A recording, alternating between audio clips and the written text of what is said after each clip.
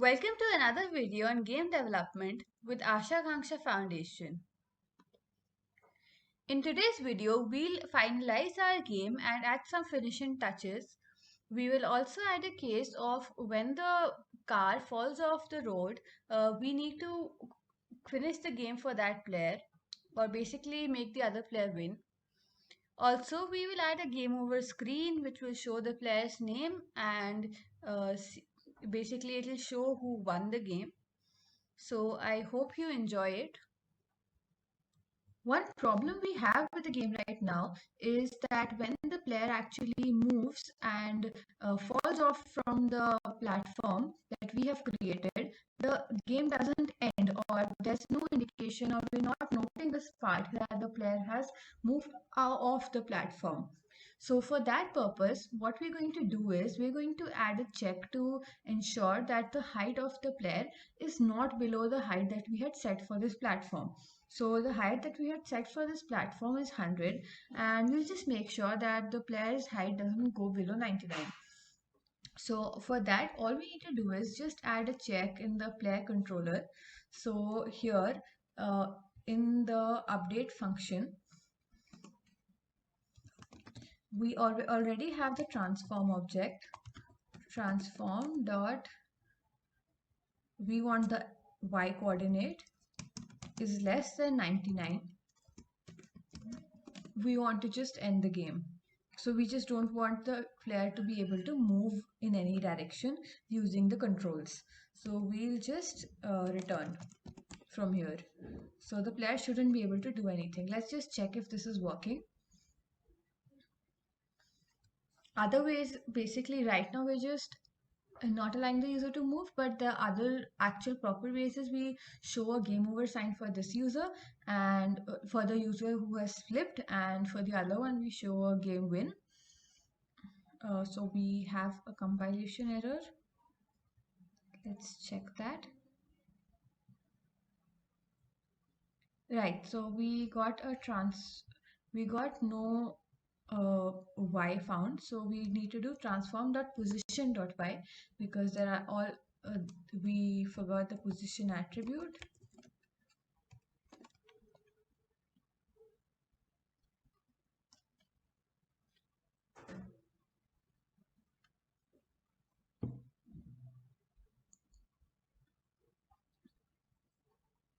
Right, so everything is working. So we didn't have any compilation errors.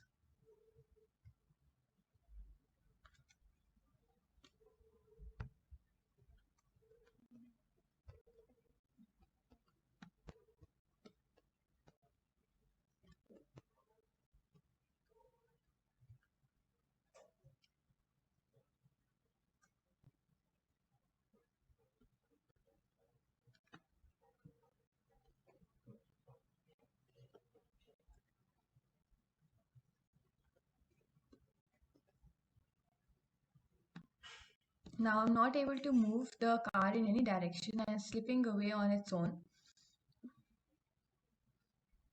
which means our check is working. Now what we need to do is we need to make sure that the game ends for this player, and for that what we're going to do is we're going to trigger a game end here.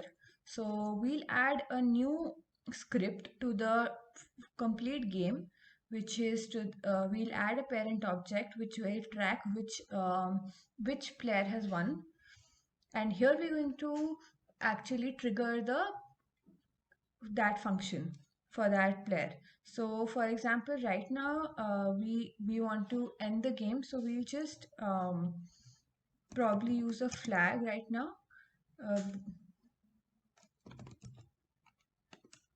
or int, or we'll just keep a string flag for now. Game status, and we'll make that game status lost, right? And we need to do this similarly for the other player as well. So for that we just need to use a game component, sorry, game object dot find. We need to find the other player. So if we have our player's name, we can find the other player's name here. We can store the other player's name here only. So string other player name, or just you can store the other player game object itself. And in start, we'll just check if our game object's name is player 1, the other player is going to be gameObject.find player 2.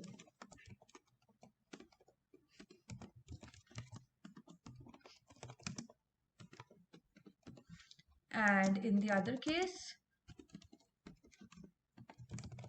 other player is going to be gameObject.find player 1.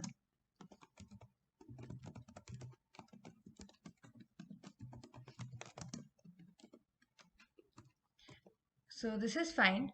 Now we already have the other player here, and all we need to do is other player.gameStatus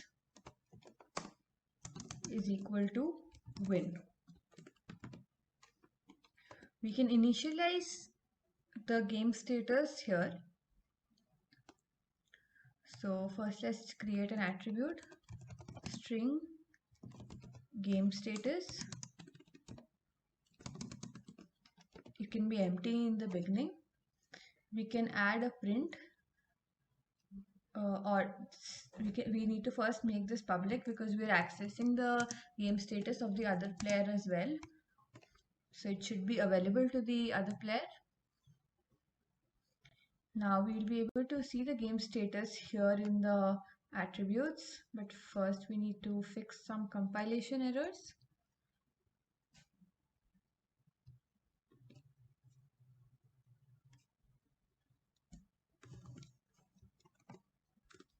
So game object doesn't contain a definition of player, but surely here we were other players, player controller does.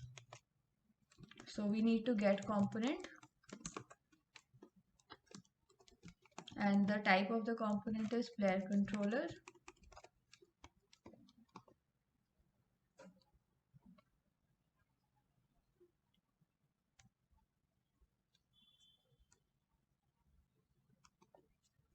Let's check out the name of this function. Right, it's small p.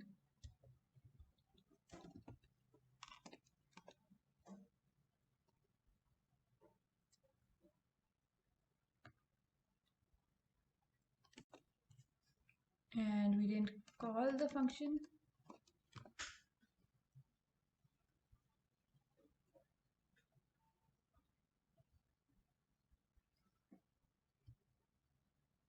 Now we'll be able to see the status in the inspect. Here the game status is empty right now, but as soon as we fall off,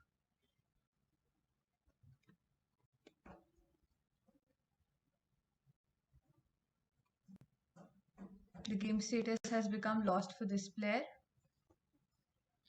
So this part is working. Now what we want is we want to render a win or lose screen as soon as this status changes. So first of all, we also need to pause the timer here. So we'll whenever we're updating the timer, we need to first check the game status. Here, I think, right. So if in any case, we don't need to update anything in case the player has lost the game. So if game status equal lost, we just need to return, don't update anything, or win. So if the status is, so in case the player has won, in that case also we don't need to allow the user to move or anything. So that's all.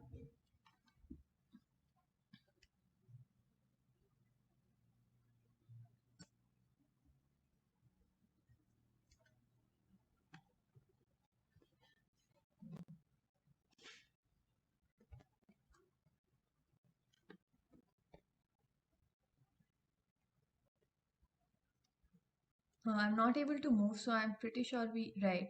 So if it is not, if it's just not empty in that case.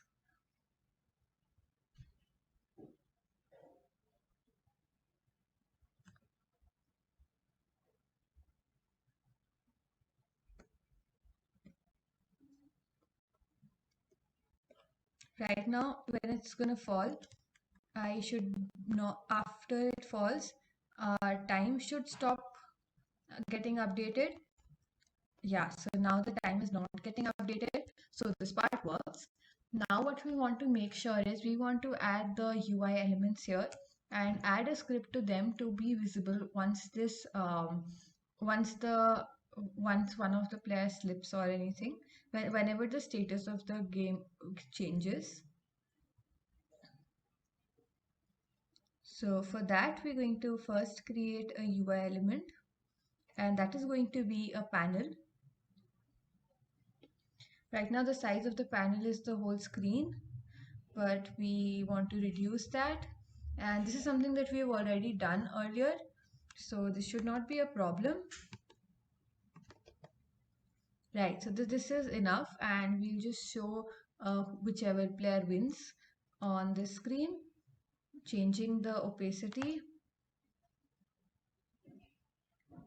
Well, I think we can make it 100% opaque.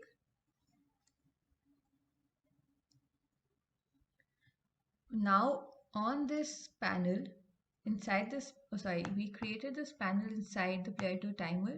Let's just take it out, and we need to move it forward. That we can do from the scene.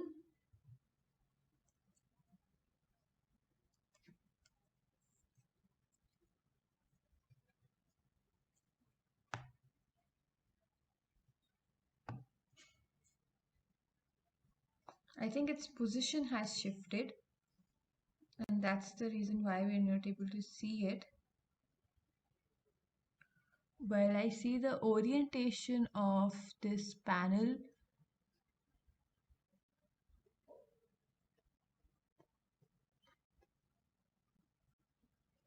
So I can't actually see this panel properly. I'm not sure where it is located. So I'll create a new one, because it's quite possible that it's resized to a very small amount. Now here we want to resize it to 0.5. Why it's again created inside.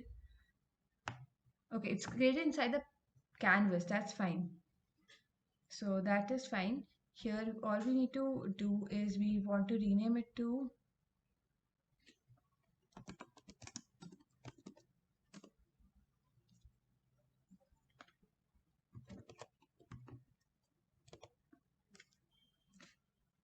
again increase its opacity.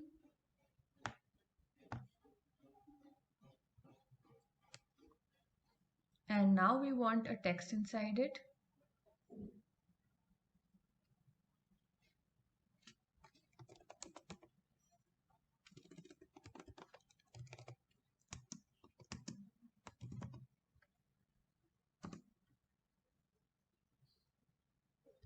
So we just directly create two texts, and or this is just the message. We can write the message in the code.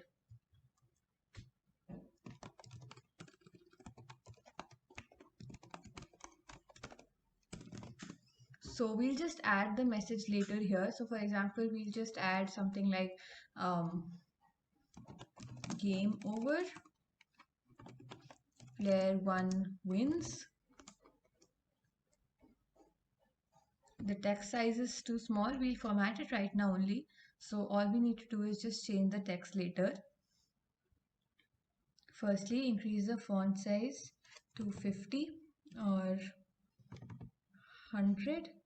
Increase the width of the box. So width of the box is a little small right now,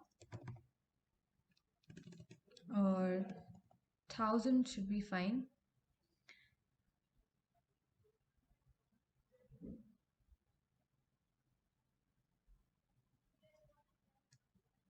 And I'm not sure why it's not aligned properly. Firstly, we'll bold it. Let's position it in the center.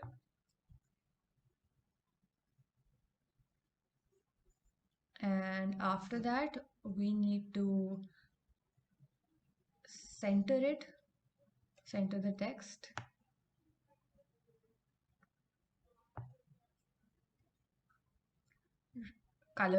Change the color of the text or the background. I think the background is way too light.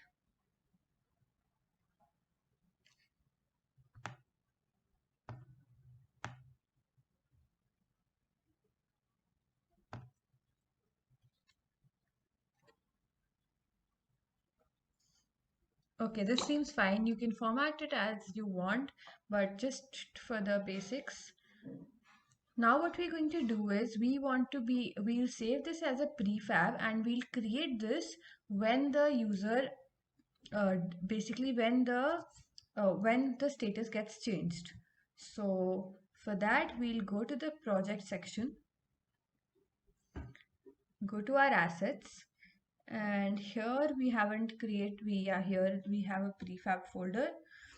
There we'll drag the game end object.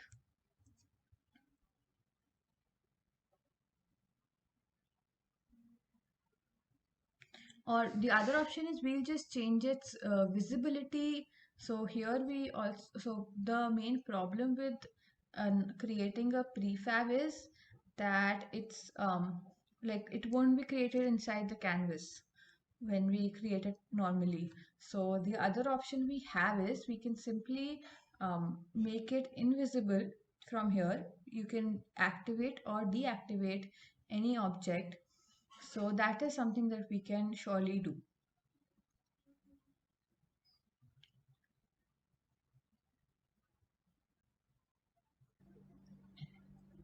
Okay, to activate and deactivate this object, now we're going to add this to the script. So here, what we're going to do is first find this game and object. So that's done using gameobject.find, as we all know. And then all we need to do is call the setActive function. If we pass in true, it will just get activated and we will be able to see the screen. But before that, we need to first set the text of the text mesh pro. So for that, we're going to find the message,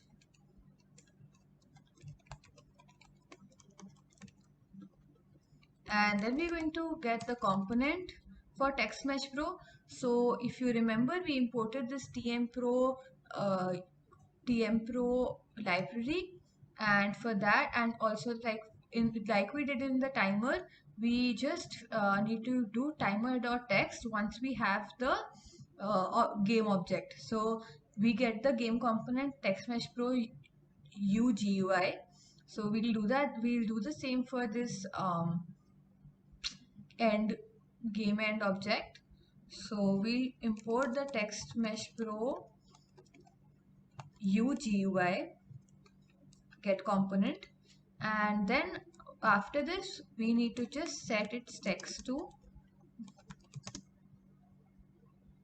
game over, new line, player 2 wins, or the other player basically. So we're just going to do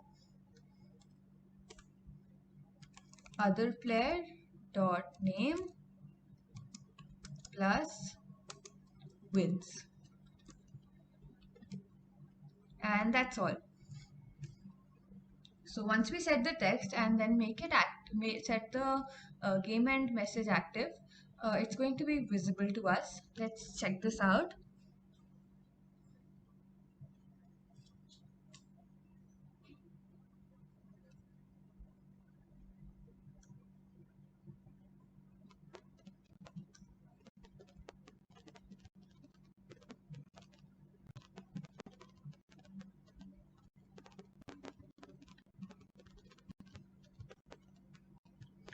So our time has paused, but we still can't see the game end object. So I'm sure I think we haven't been able to find it.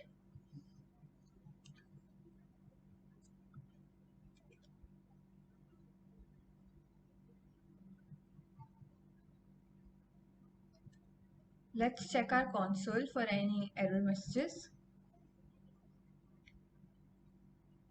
Right, so we were not able to find it on, we'll get the line number from here, so 43. So we were not able to find the game and message. Let me check for any typos here.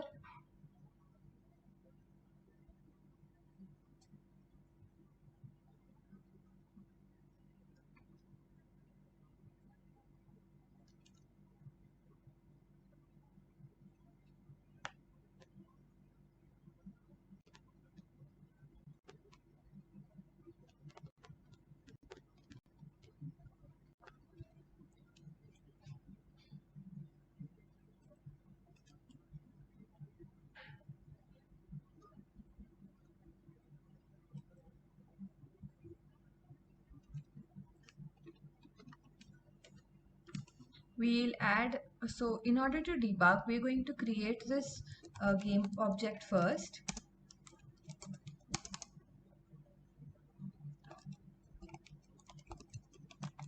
And then in the next line, we're going to fetch the fetch the component. So just this will make sure that we know whether the whether we're not able to find the object or whether we were not able to find the component. So that's going to be very important in debugging. You should know that what all places can cause your null pointer exception, and that's how you debug. So we're going to check the console.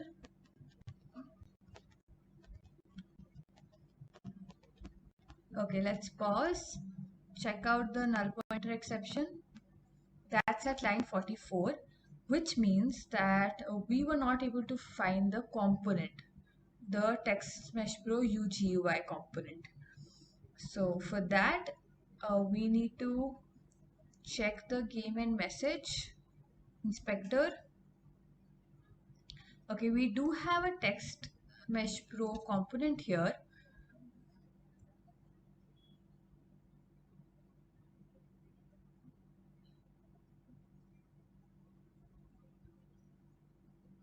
And I think there is no typo because we can match it from the text.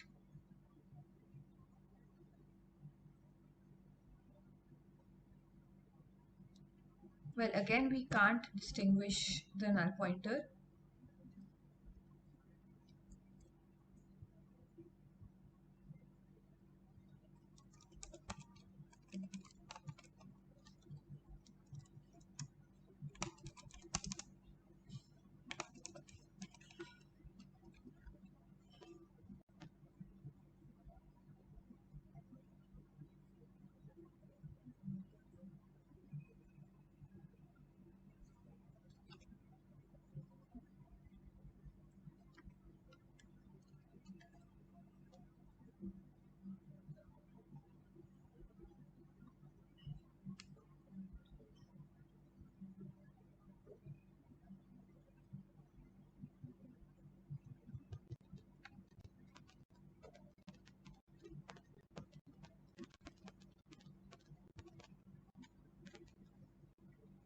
Right, so here now let's check out the line number, and that is still 44, which means that we were not able to find the game object.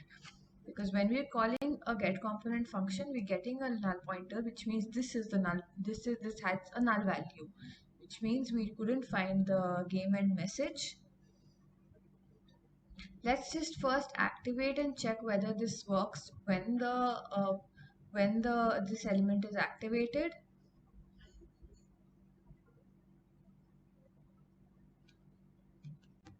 And now if we fall off, do we still get a null pointer exception? Right, so we don't. So when an object is deactivated, we're not able to find it as well using the find function. So at the start of the game, we need to have a reference for this game and message. So we're going to do that here, and we are going to deactivate it in the beginning of the game. So we're going to have this game and message stored.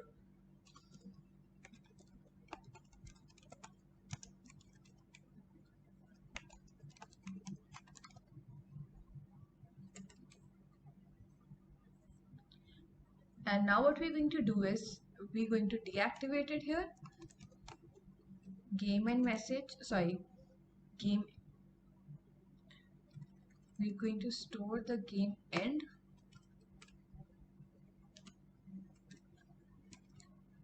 Game end dot set active false.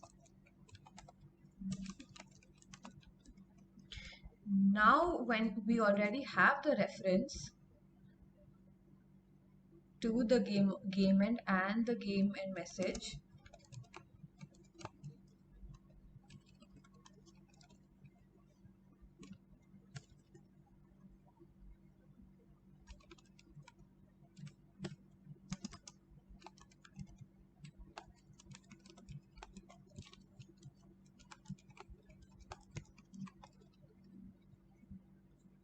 here we're going to use that same reference,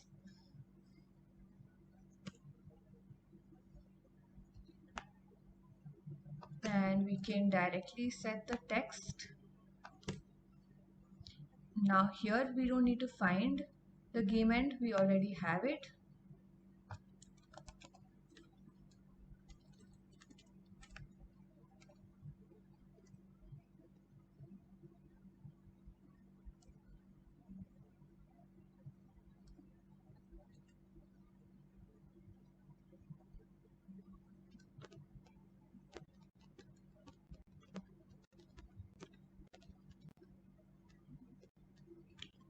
Okay, so the message is visible and things work fine. The only problem now is if we deactivate the game end before the other, so when we change the status of game end before the other player is able to fetch the game object, fetch the game end in the start function, that is going to cause a problem.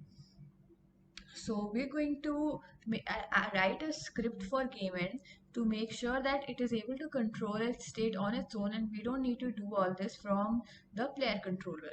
So this is just to ensure that the code is neater, there are no race conditions, etc. So we're going to move to the project section. In the scripts, we'll add a new script.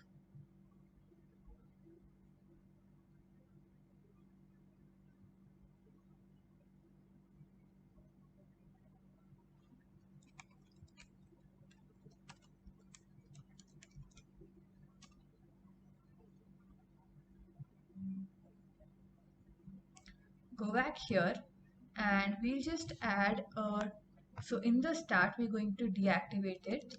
So this dot set state, this dot, so game object dot set state, set active, that's going to be false, and we don't need an update function.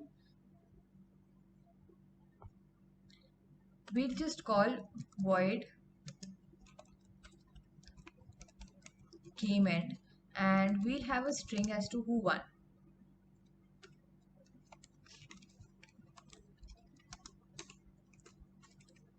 So now here we're going to first activate the screen. So game object dot set active true. Now we'll find the text component, which is game and message dot dot get component text mesh pro ugui dot text is equal to, we're going to set the text as game over, new line, player, and here we're going to add the name of the player,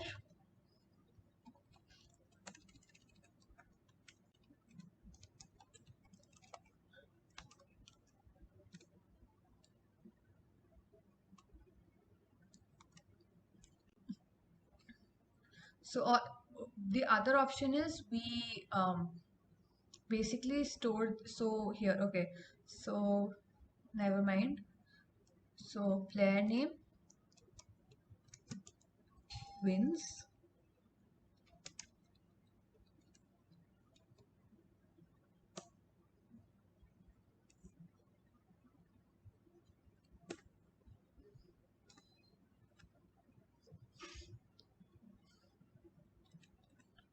and that's all. This is going to be a public function, and it is going to be called from the player controller. So we'll have the game and object stored with us. We don't need to change the status. We don't need to update any messages here. All we need to do is call the game end function, and we kept the name as game end.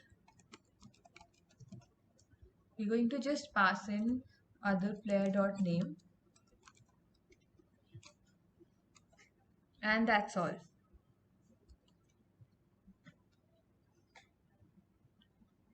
Now we need to apply that script to this game end object.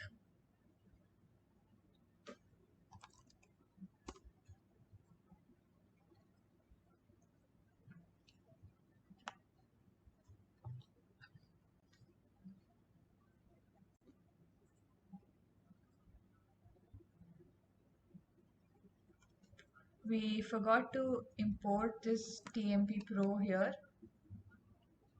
Text Mesh Pro.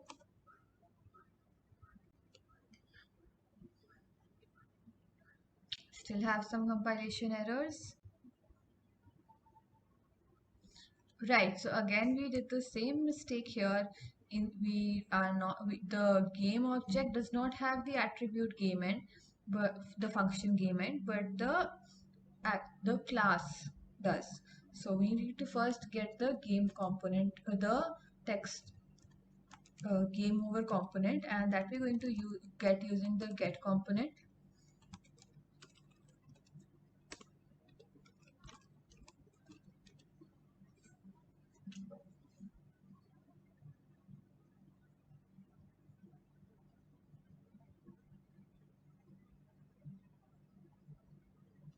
So it deactivated itself. We didn't have to do anything. Now we're getting a null reference here. So that means we were not able to store the game object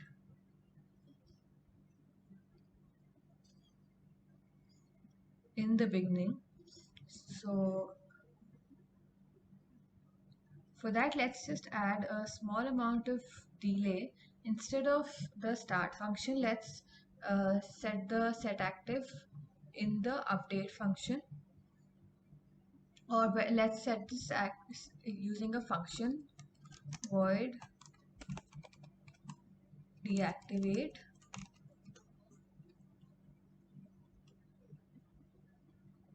referenced, or we can just call this when the players take the reference.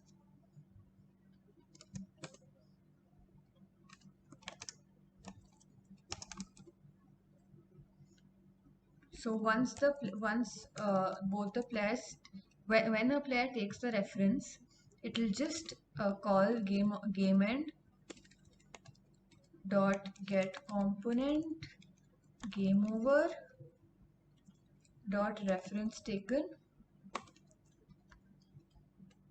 and once both of them have taken the reference, if the count is 2, we need to deactivate it. So we don't even need the start function now.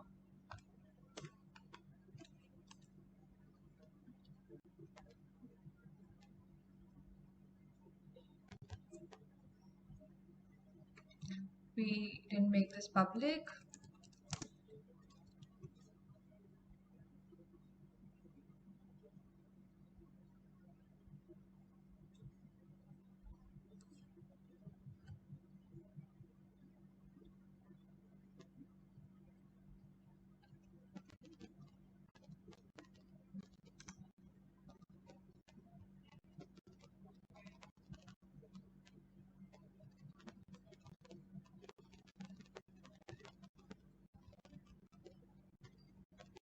and this is fine, just that the message is player 1 wins, and I'm just a little doubtful as to who is player 1. Let me just check the right. So the game status says that player 1 lost, which means we did a blunder.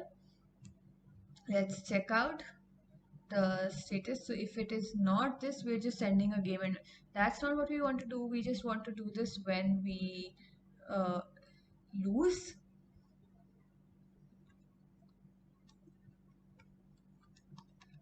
If we want to update it, and here we're going to call the function.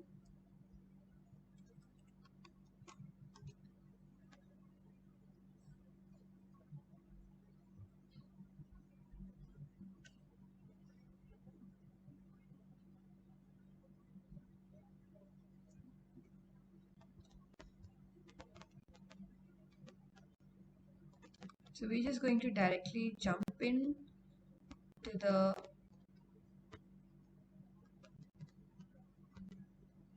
okay, so it shows the player correctly. Let's try it from the perspective of player 2 as well.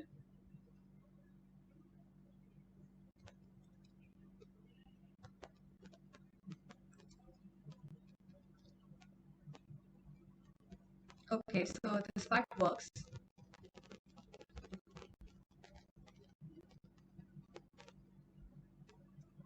Now after 2 seconds, we'll move on to the game over scene. So right now we've only created a one scene. We can add the start scene and the game over scene to complete the game. But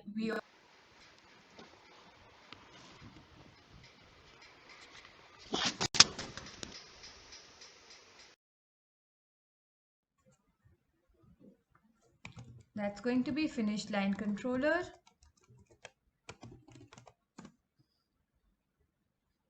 Here in the finish line controller, what we want to do is we want to add a function for trigger that we already know it's on trigger entered, and it accepts a collider of the other object with which the collision has happened.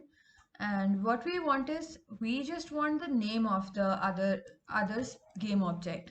So we're going to call other.gameObject.name, and that is going to give the name of our winner.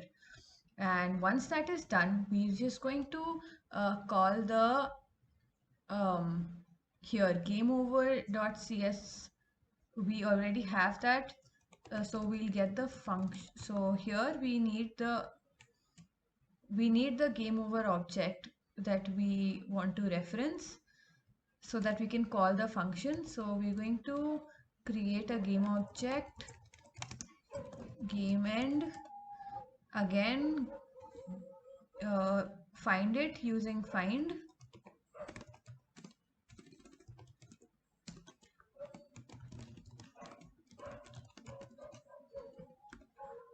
Then we need to notify, game end is equal to gameObject.find. Then we need to notify game end that we have referenced it. We have found its reference. So that is called using reference taken.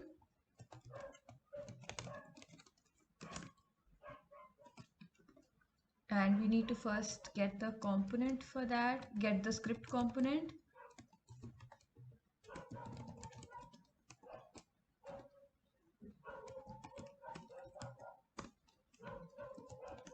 And we need to increase the count to 3.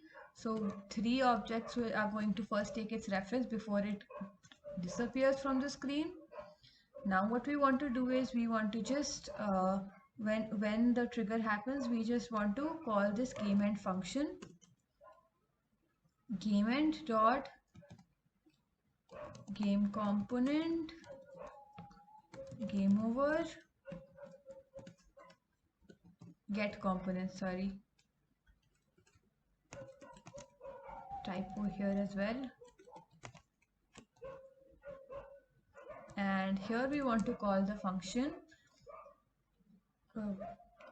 game end, and we need to pass the parameter as the name of the winner that we have already, and that's all. So also another thing we want to do is we want to make sure that we also have the game status.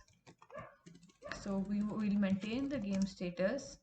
String game status is equal to empty. That's going to be public.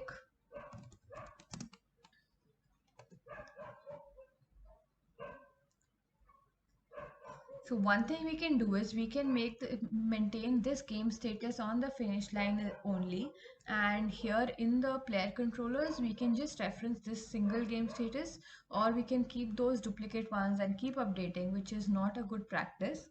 So here we're going to maintain the game status, or we can also maintain the game status in the game over file itself.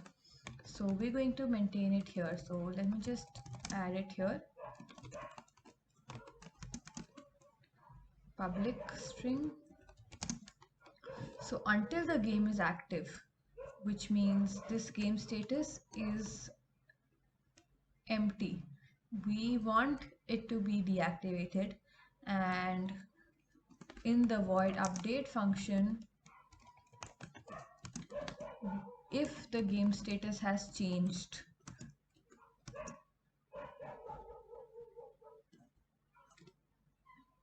if the game status is not empty anymore, we want to do this, update the winning player's name.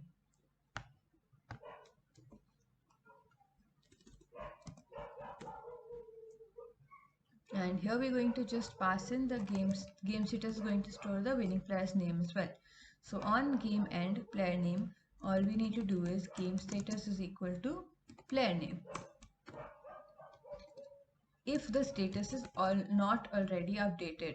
So this is a very important check. So if for example one player crosses the finish line, we call this function, the other player crosses the finish line, we want to make sure that if the game status is not empty, only then will we trigger anything.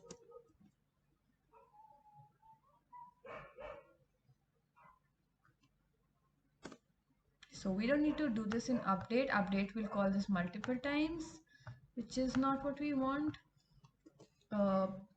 Sorry for changing it again, but yeah, just to have the code to be perfect is something important.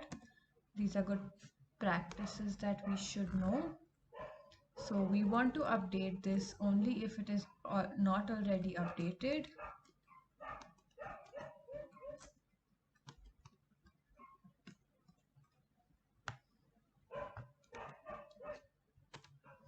And that's all. We don't need an update function. So if the game status is not already updated, we update the game status, we activate it, and that's all. Now here in the finish line controller, every time you touch, or if you want to not update the status for the second, so if you want to again send a game over trigger when the second car also touches, that's okay, we don't care, because the game over will take care of that. And here in the player controller, we're just going to reference the game end object. So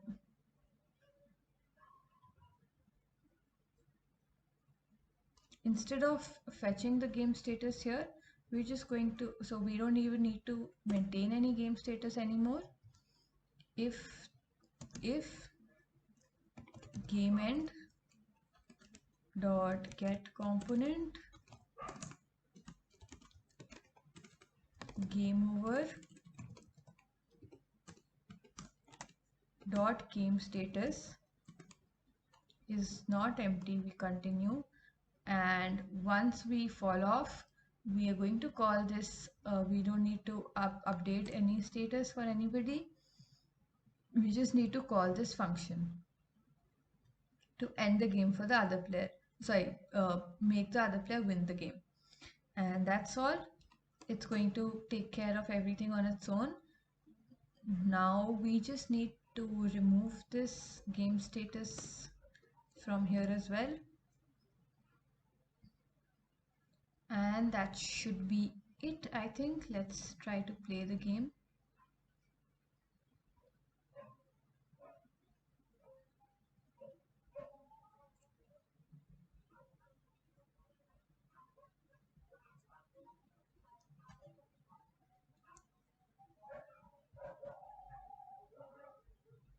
Okay, so we already have a player one wins screen, which means we missed something out.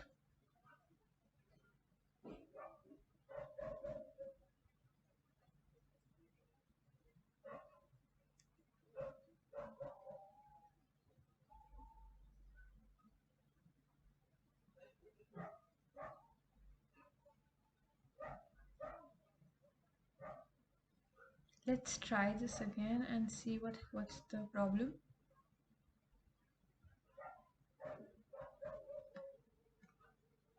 Okay, we didn't disable the game screen soon, so we didn't get the third reference, and that's why it didn't get disabled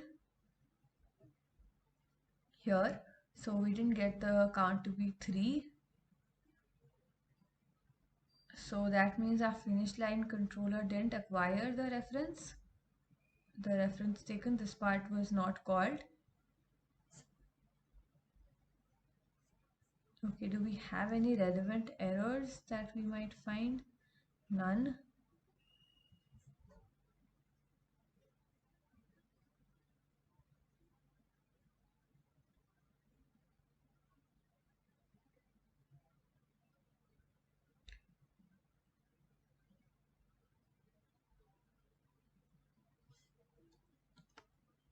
I think there is some problem with this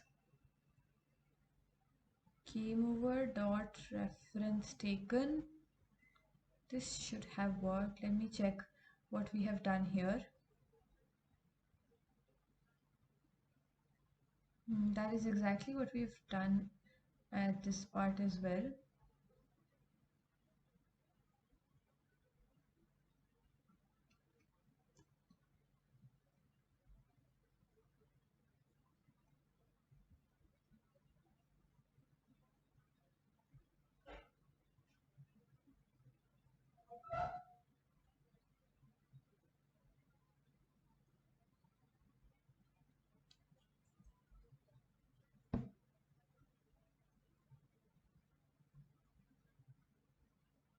Let's reduce the count to 2 and see what happens.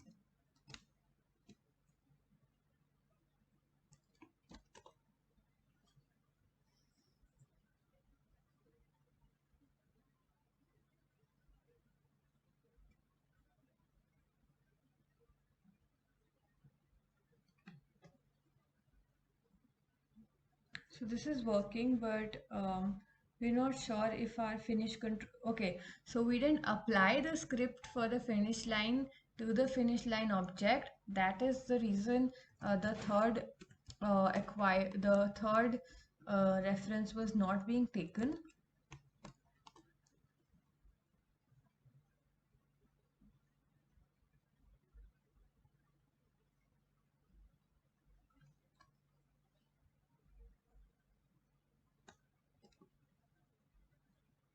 We'll have to complete the level in order to be able to see if the game over comes when we reach the finish line. Okay, I'm gonna fall soon, just in time. I was able to save myself.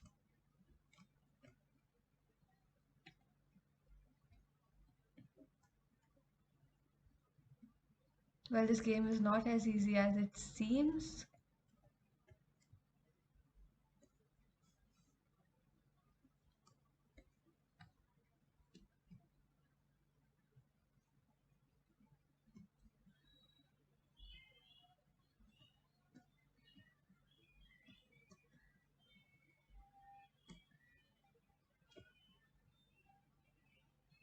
Whoops.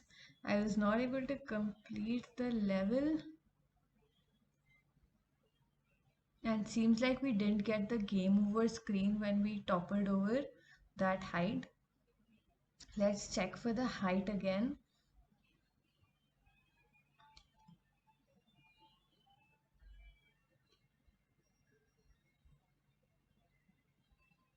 Right, so I was right, we didn't get that message when we toppled over, so that means this game end function was when it was called, either the game status was not updated.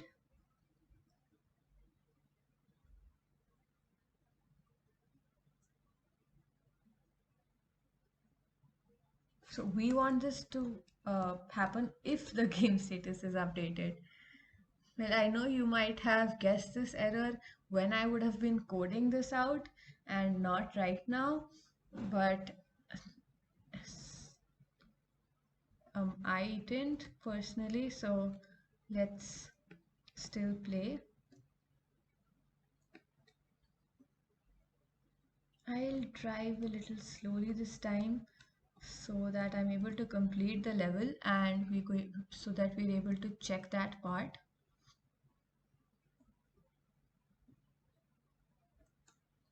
Oops, I again toppled over, and this is a stage that I might not be able to handle.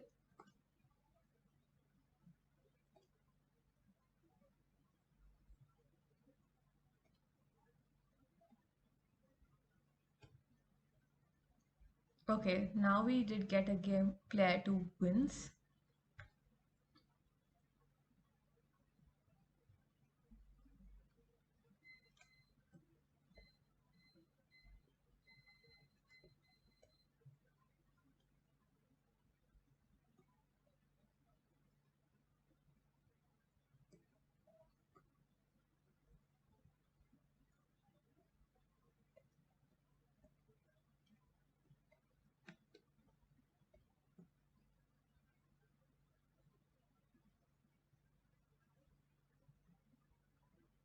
Okay, it's hard for me to complete the level to check that part. So I think something that I can do is simply drag this car in the beginning near the finish line so that we can check if it works. So what we're going to do is, let's remember the coordinates of player 1. So player 1 is at 100 cross 100 cross -3. Now we're just going to drag and drop it around here. Let's check where our finish line is. Yeah, this is fine. Now let's start the game.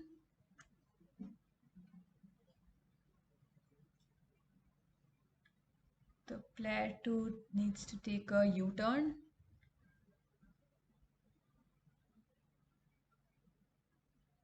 Right, we can see the finish line now.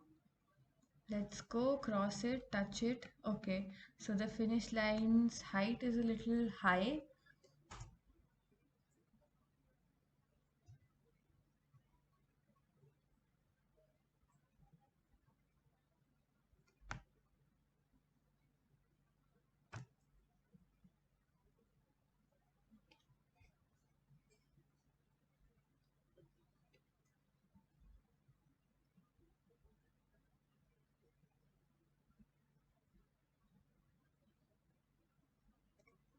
Let's go and cross it.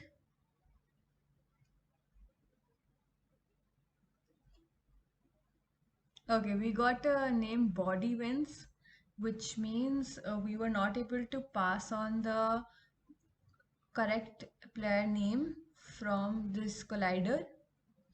So we got this collider, we fetched the game object and then the name.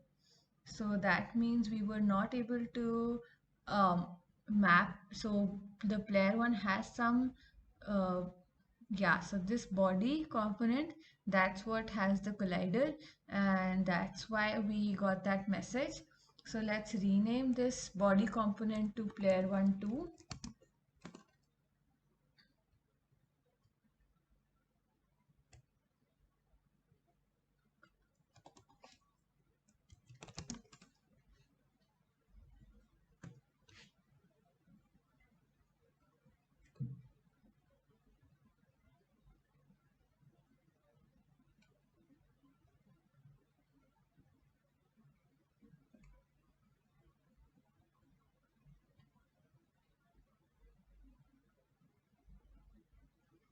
Well, so this is working fine, except that the screen isn't pausing after that, which we have. So we want to shift to the new screen after 2 seconds.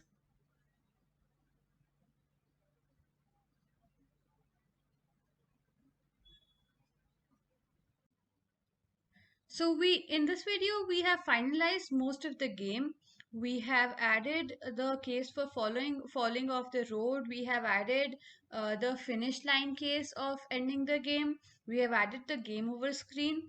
So most of our game has been finished, and in the next video you'll be introduced to your assignment 2, in which you have to make a similar game and add all your creativity to it.